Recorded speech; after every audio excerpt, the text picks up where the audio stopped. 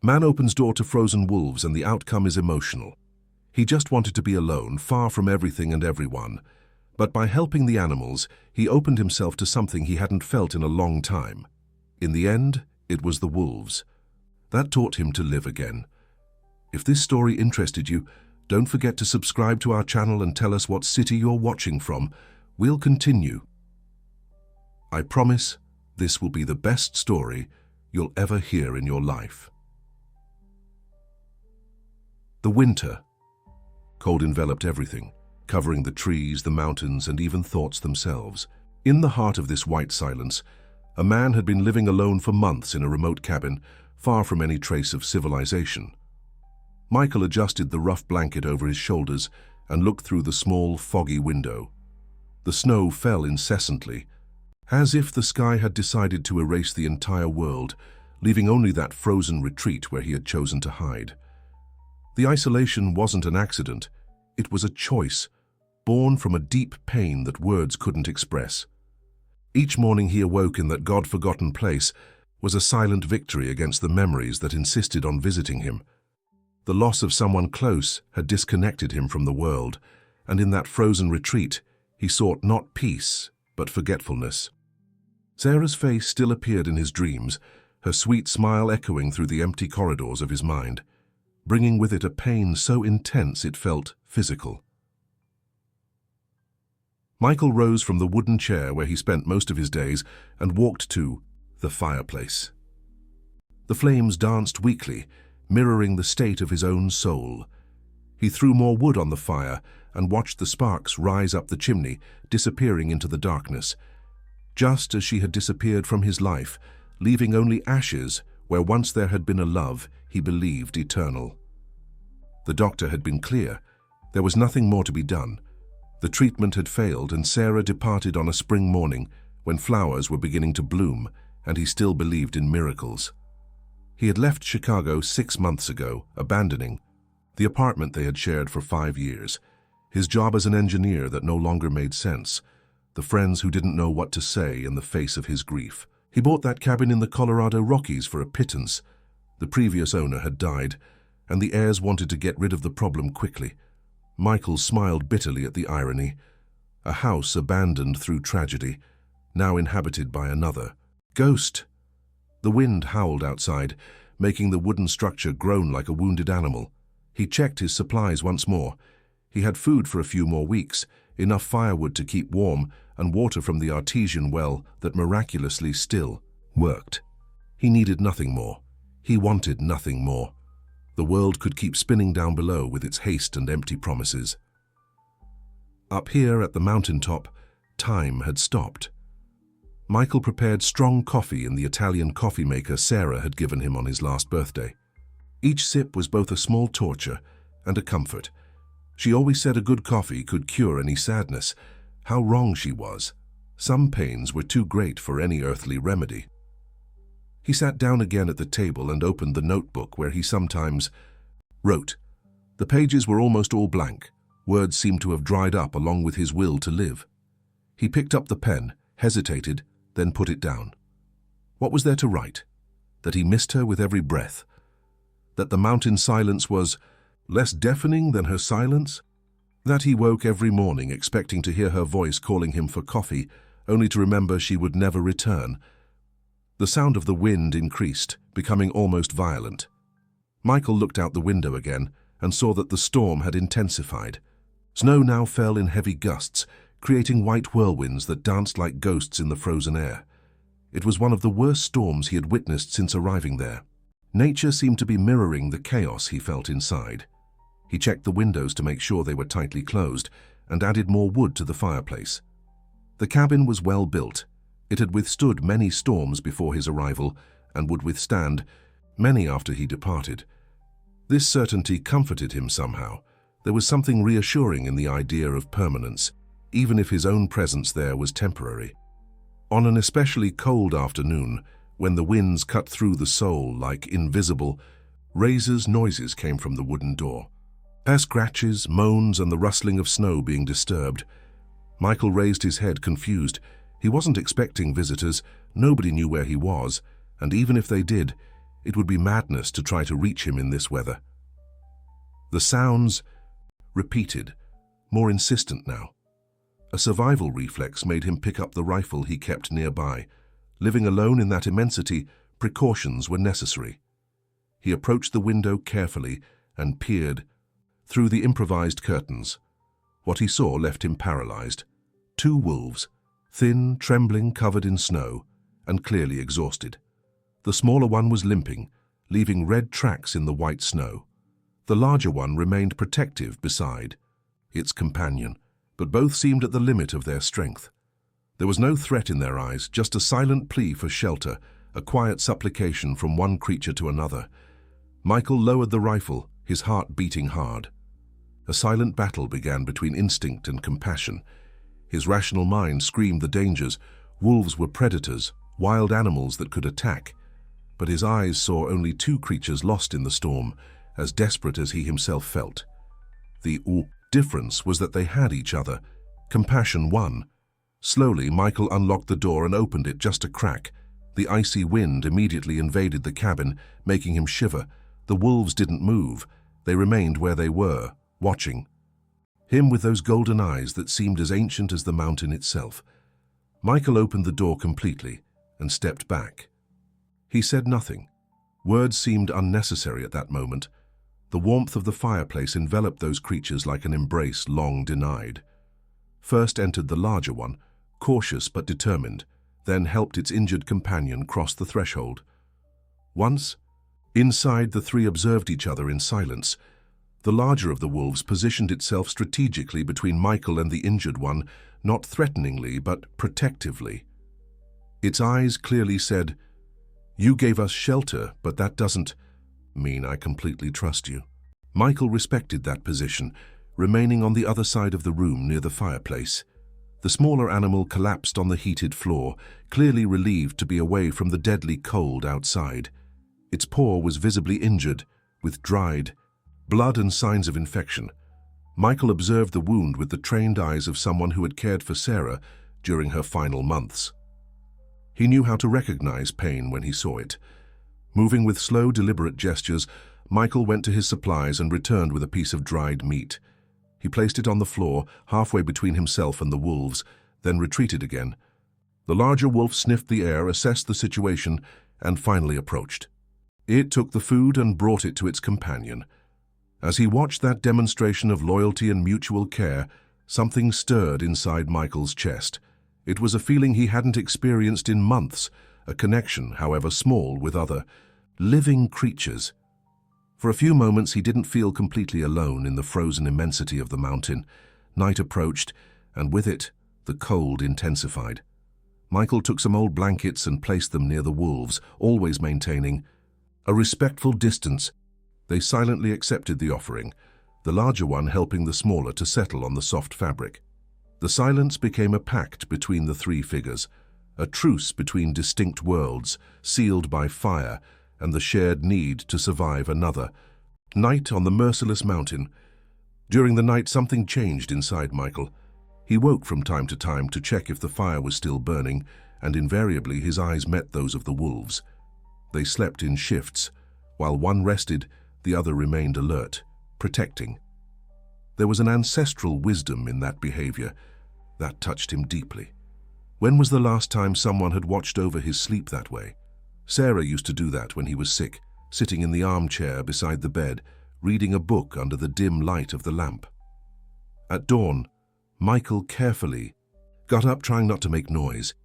The larger wolf immediately opened its eyes, alert but relaxed when it saw there was no threat.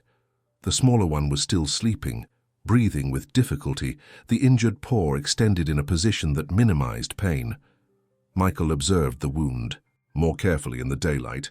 It was infected and needed care. He went to his medical supplies, a box he had brought more as a precaution than out of real necessity. There was alcohol, bandages, some antibiotics left over from Sarah's treatment. With slow gestures and predictable movements, he approached the animals. The larger wolf growled softly, more as a warning than a threat. Michael stopped, put the supplies on the floor and backed away. "I just want to help," he said in a low voice. Knowing they didn't understand his words, but perhaps comprehended his tone. He sat on the floor at a distance and waited. Patience was something he had learned in the last months of mourning. Some things simply couldn't be forced. Slowly, the larger wolf approached the supplies, sniffed them, then looked at Michael with those intelligent golden eyes. There was a silent understanding there, a communication that transcended species. The animal moved away slightly, allowing Michael to approach the injured one. The smaller wolf was awake now, watching Michael with a mixture of fear and hope. When Michael gently touched its paw, it whimpered softly, but didn't pull away. Trust was fragile, but being built moment by moment. Michael cleaned the wound, carefully applied antibiotics and bandaged the paw with professional gentleness. He remembered how he had cared for Sarah's wounds when chemotherapy left her skin sensitive and hurt. "There," he murmured, briefly caressing the animal's head before moving away. The larger wolf immediately approached, sniffing the bandage, checking if its companion was all right. The dynamic between them was touching. They reminded Michael of how he and Sarah had cared for each other during difficult times. The following days established a strange but comforting routine. Michael shared his food with the wolves, tended to the smaller one's wound, and gradually distrust gave way to respectful coexistence. They weren't domestic animals. They maintained their wild dignity, but there was a tacit agreement between the three. Michael provided shelter and food. They provided something he didn't know he was missing: purpose. For the first time in a long time, Michael cared about something beyond his own pain. He checked if the wolves were comfortable, if they had enough food, if the wound was healing. Well, this concern for other living beings rekindled a flame he thought had been extinguished forever. The animal's gaze, the living presence of something that needed him, awakened a forgotten thread of purpose in his numbed soul.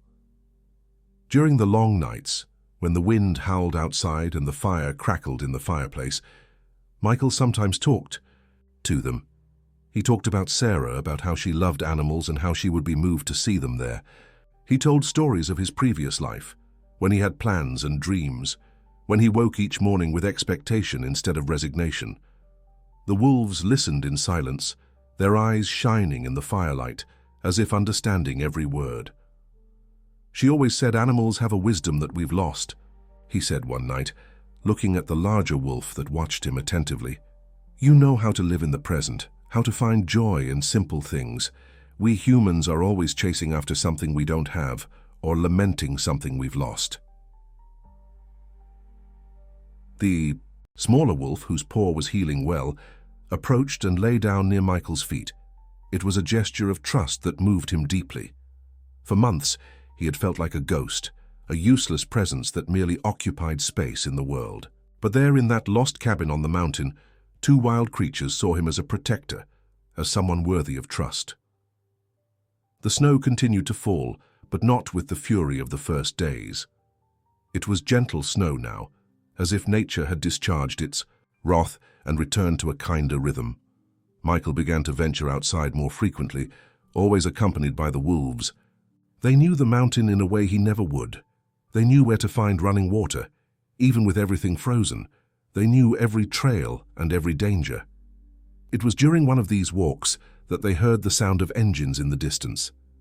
Michael felt his stomach tighten. He had become so accustomed to that simple, isolated life that the prospect of human contact disturbed him. The wolves also became tense, their wild instincts alerting them to the danger that sound represented. "Don't worry," said Michael, kneeling between them and placing his hands on their heads. "I'll protect you." The words came naturally, and he realized he meant it. These animals had become important to him in a way he couldn't fully explain. The sound of engines grew closer. Through the snow-covered trees, Michael saw vehicles approaching. On the steep trail. His heart raced. Who could they be? How had they found the cabin? And more importantly, what did they want? Quickly, he guided the wolves back to the cabin. Once inside, the animals were agitated, sensing the tension in the air. The larger wolf positioned itself near the door in a defensive stance, while the smaller one, still recovering, remained near the fireplace. Michael checked the rifle, more out of instinct than any real intention to use it.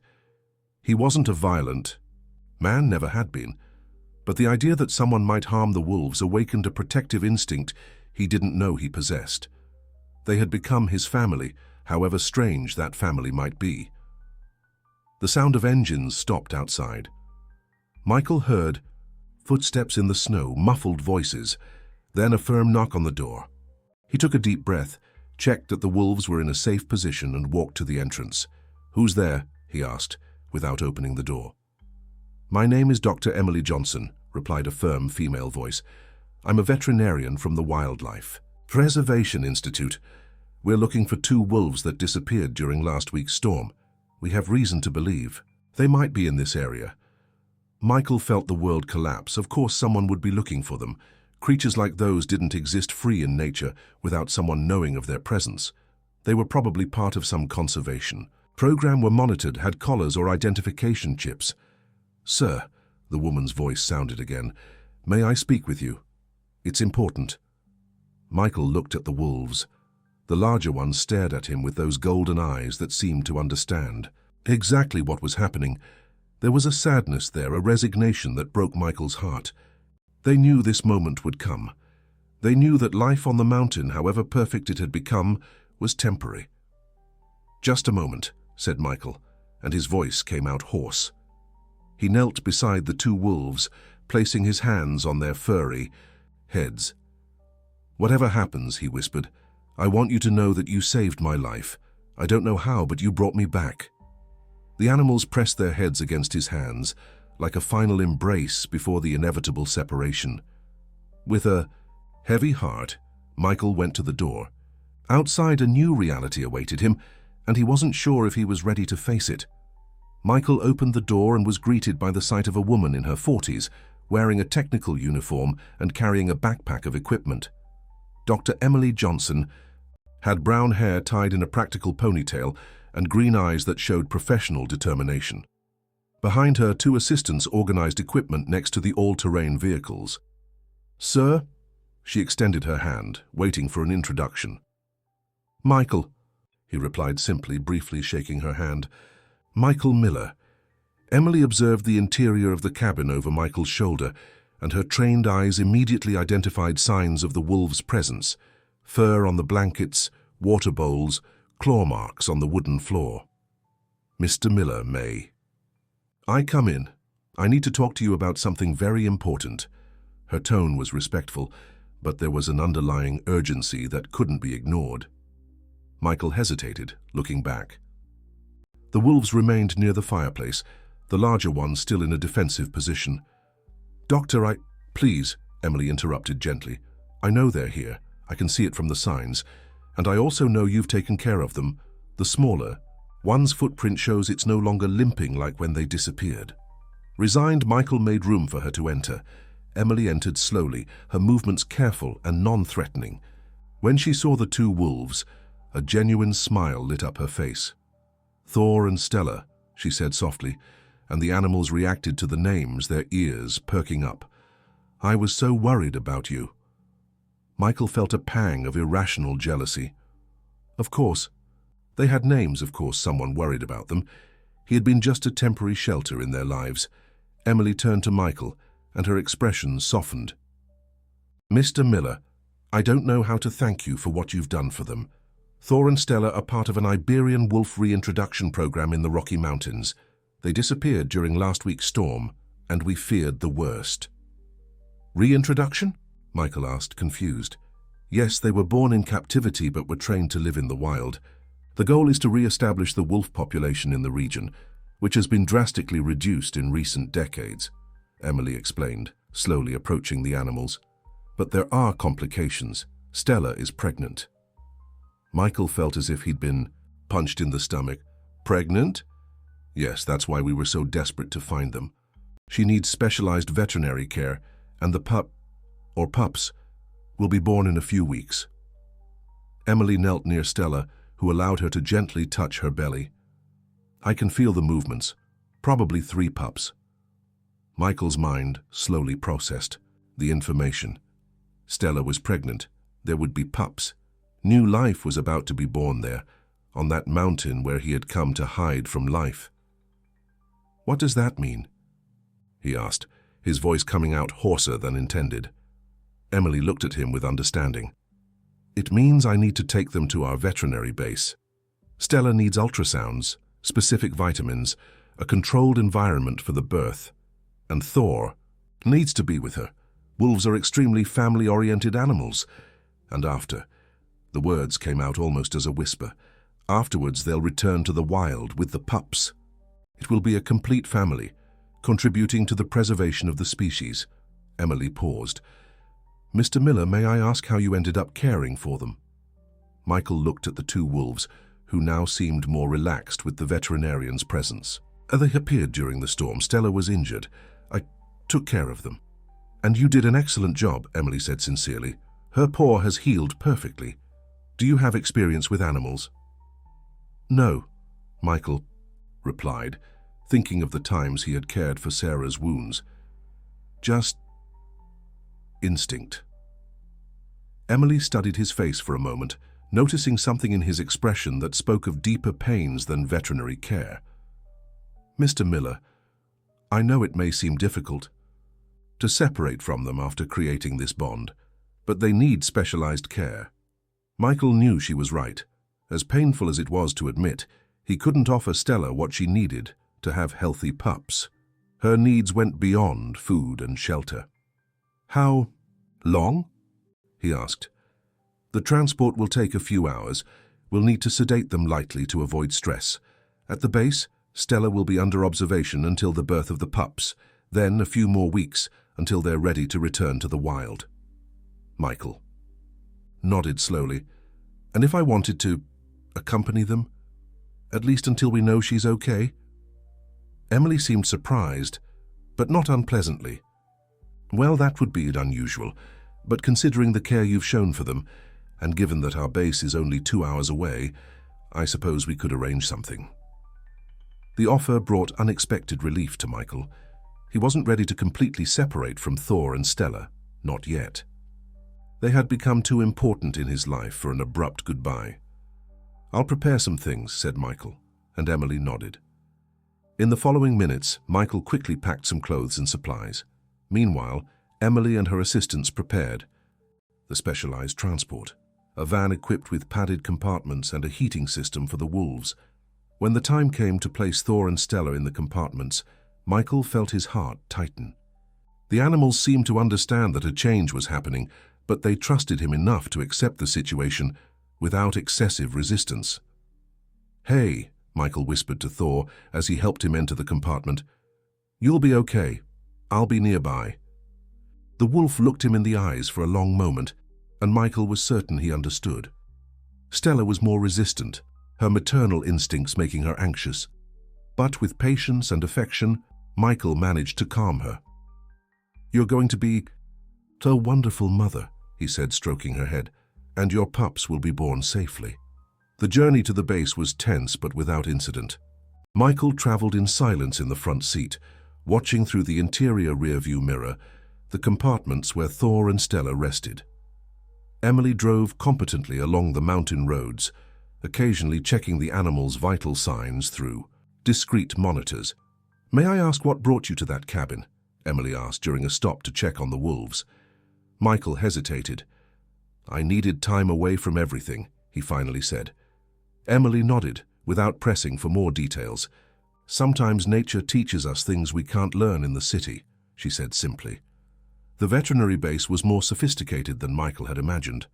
Located on a large rural property, it featured modern clinics, rehabilitation areas, and extensive, natural enclosures where animals could exercise safely. Emily led him through the facilities while her team took care of Thor and Stella. "Here they'll stay during the gestation and postpartum period," she explained, showing a large enclosure with natural shelters and a small observation house. "It's designed to be as close as possible to the natural habitat, but with the safety of medical assistance when necessary." Michael observed everything attentively. It was impressive to see the care and dedication involved in preserving these creatures. It made his own life seem small and purposeless in comparison. When Thor and Stella were transferred to their new temporary home, Michael remained watching through the fence. The animals cautiously explored the new environment, then settled close, to each other under a tree. Even in a strange place, they had each other. "They'll be fine," Emily said, joining him in observation. "And when the pups are born, we'll have a new family of wolves to return to the wild." Michael nodded, but a part of him felt empty. For a few precious weeks he had had a purpose, had been needed.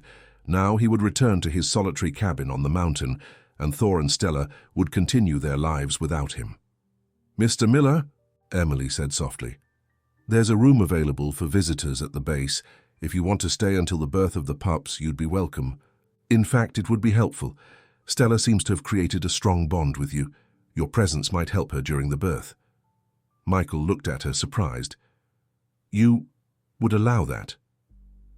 "I've seen many strange things working with wild animals," Emily smiled.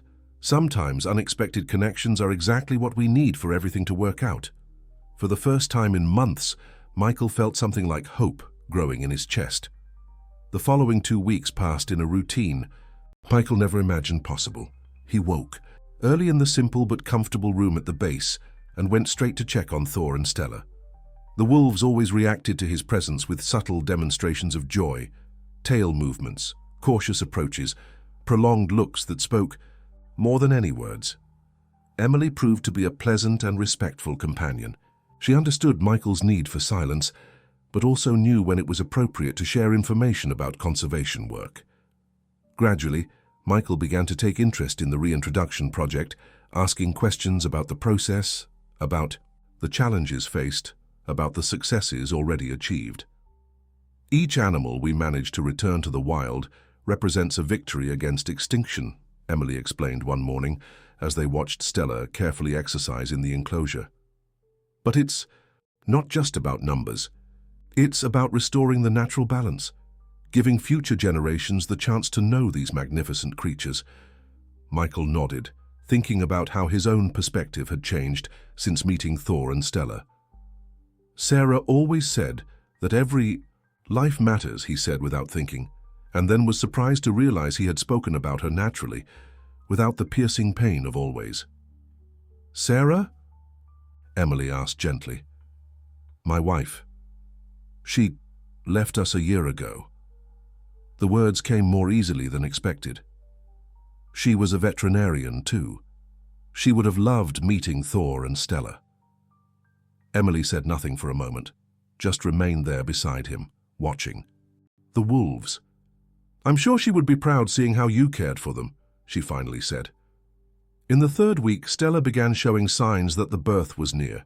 She had become more restless, constantly looking for suitable places to make her nest. Thor remained constantly by her side, licking her and offering comfort in the only way he knew. "Today or tomorrow," Emily said, checking Stella for the last time that night. "All signs indicate the pups are ready to be born." Michael could barely sleep. He woke several times during the night, looking out the window in the direction of the enclosure. The 4th time he woke, dawn was already breaking and he decided to get dressed and check on the wolves. He found Emily already awake, preparing coffee in the base's kitchen. "Couldn't sleep either?" she asked, offering him a cup. "I keep thinking about her. If everything will be okay, if the pups will be born healthy." Michael accepted the coffee gratefully. "Stella is strong and in excellent health, and she has Thor and you looking after her. Everything will be fine," Emily said confidently. They went to the enclosure together. Stella had chosen one of the natural shelters to settle in, and Thor was standing guard outside. When he saw Michael and Emily approaching, he came to the key fence, clearly agitated. "He's trying to tell us something," Michael said, observing the wolf's behavior. Emily quickly checked her monitoring equipment. "Stella's heart rate is accelerated. I think it's started." The next hours passed in a mixture of anxiety and expectation. Emily maintained constant monitoring through discrete cameras installed in the shelter, while Michael remained near the fence, offering his presence as moral support for Thor, who was clearly anxious about his companion's situation. "It's amazing how they communicate," Michael observed, seeing Thor occasionally go to the shelter, exchange some gestures and low sounds with Stella, then return to his vigil. "Wolves have very complex family structures," Emily explained. "They are extremely dedicated and protective parents. These pups will be born into a family that will love and protect them unconditionally. Around noon, Emily stood up abruptly, watching the monitors. "Here comes the first one," she said, her voice full of contained emotion. Michael felt his heart quicken. Through the cameras, they could see Stella instinctively working to bring new life into the world. It was a natural and beautiful process, even observed at a distance through technology. "A male," Emily announced when the first pup appeared, small and wet, but clearly healthy. Stella immediately began cleaning him with maternal care. 15 minutes later, the second pup arrived, a female, equally healthy. Then 20 more minutes for the third, another male. 3 perfect pups, Emily said, tears of joy shining in her eyes. A complete family. Michael watched through the monitor as Stella cared for her babies, and Thor finally relaxed his vigil to enter the shelter and meet his offspring. The scene was of a tenderness that moved him deeply. There was something profoundly comforting in witnessing the birth of new life, especially after so many months surrounded by sadness and loss. "They're going to be great parents," Michael said. His voice choked. "Yes, they will," Emily agreed. "And in a few months, when the pups are big enough, they'll all be returned to the wild. It will be an entire family contributing to the preservation of the species."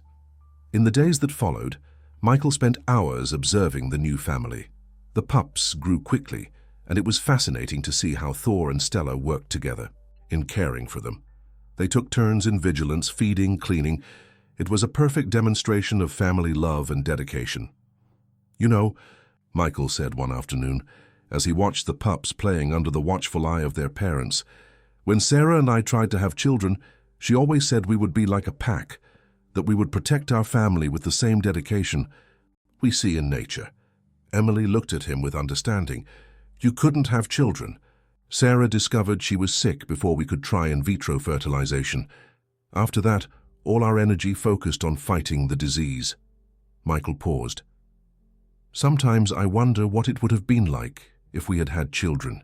If she would have fought harder, if I would have been stronger."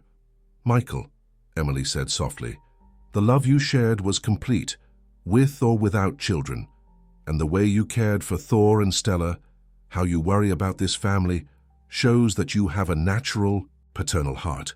Emily's words touched something deep in Michael. He had spent so much time focused on what he had lost that he forgot to recognize what he still had to offer. 2 weeks later, when the pups had grown significantly and were beginning to explore the environment around the shelter, Emily began preparations for releasing the family. "It will be an especially chosen location, a protected area with abundant game and water resources," she explained. "We'll continue monitoring them through discreet tracking collars, but they'll live free in the wild." Michael knew this moment would come, but still felt a tightness in his heart. That wolf family had become an integral part of his life, an anchor that connected him again to the world of the living. On the day of the release, Michael accompanied the team to the chosen area. It was a beautiful mountainous region, with dense forests and crystal-clear streams, a perfect home for Thor, Stella, and their 3 pups. When the doors of the transports opened, the family hesitated only for a moment. Then Thor went out, first examining the new territory. Stella followed, with the pups close to her. For a few minutes they remained near the vehicles as if saying goodbye. Thor approached the fence where Michael was and looked him in the eyes for a long moment. It was a look of recognition, of gratitude, of farewell. Michael extended his hand through the fence and briefly touched the wolf's head. "Take care," he whispered. "Be happy."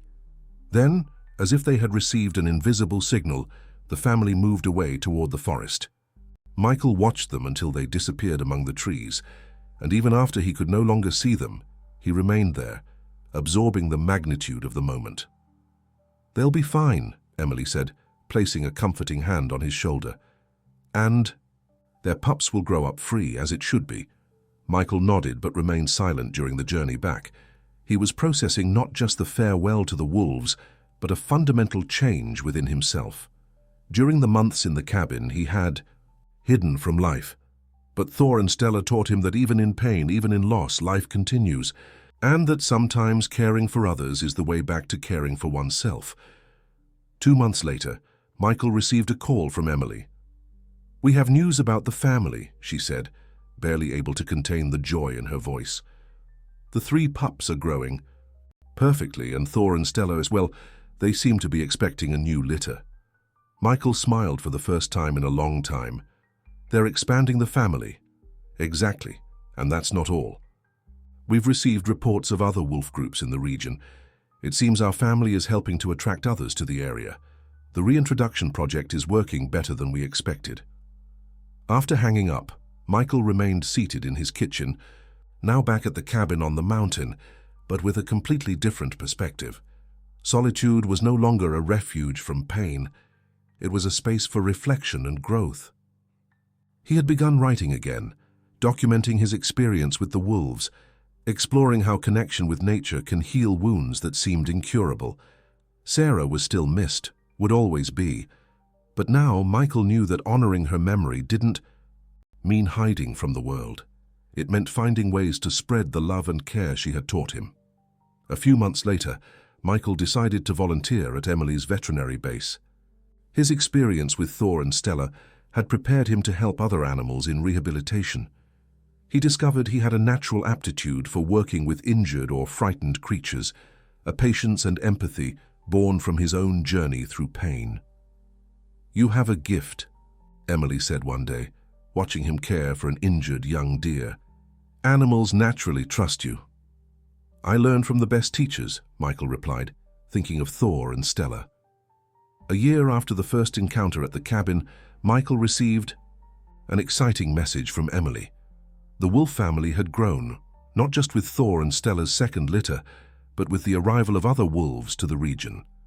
The population was establishing itself, creating a healthy and balanced ecosystem, and most importantly, one of the pups from the first litter had become the leader of its own group, further expanding the reach of conservation. "It all began with you offering shelter to 2 wolves lost in the storm," Emily said when they met to celebrate the success of the project. "Sometimes the smallest gestures of compassion create waves that spread far beyond what we can imagine." Michael nodded, looking at the photos of the wolves living free in nature. Thor and Stella had taught him that love doesn't end with loss. It transforms, expands, finds new ways to express itself. He had lost Sarah but found a new family in nature, a new purpose in conservation, a new way to honor the love she had given him. That night, for the first time since Sarah's departure, Michael slept in complete peace. And in his dreams, he ran free through the mountain, accompanied by a pack of wolves with Sarah smiling at his side, proud of the journey he had traveled to return to life. The end. Dear listeners, we hope that the story of Michael, Thor, and Stella has touched you deeply. This journey about loss, healing, and rebirth reminds us that even in the darkest moments, compassion can open unexpected paths to light. As Michael discovered, sometimes caring for others is the way back to caring for ourselves. If this story resonated in your hearts, don't forget to subscribe to our channel and leave a like on the video. Every day we bring narratives that explore the complexity of human emotions and the beauty of the bonds we create with the world around us. Share in the comments how this story made you feel, or share your own experiences of healing and renewal. You are a fundamental part of this community that believes in the